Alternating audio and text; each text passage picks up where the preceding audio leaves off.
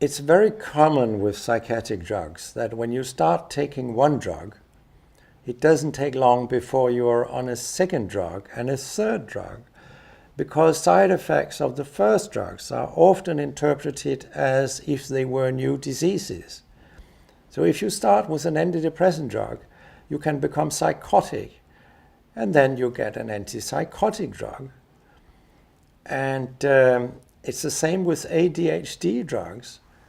They have side effects that are very similar to the symptoms you use when you diagnose bipolar. So some famous psychiatrists from Harvard, they have diagnosed bipolar in around 1/4 of the children where they started to diagnose ADHD. Then in 1/4 of them, they went on to diagnose bipolar. So they convert side effects into a new psychiatric disorder, which most of these children don't have. This is terribly, terribly tragic. And to treat children or depressed adults with antipsychotic drugs, in my view, is very, very wrong, because antipsychotic drugs are among the most toxic chemicals ever invented, apart from cancer chemotherapy. But if you have cancer, it's serious and it can kill you.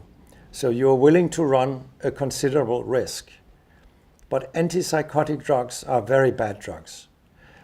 Actually, the newer antipsychotic drugs like Abilify and olanzapine, Zyprexa, and what they all called, Risperdal and so on, in the registration applications submitted to the FDA in the United States, the benefit was so small that it was far below the minimum change that anybody can notice as a benefit.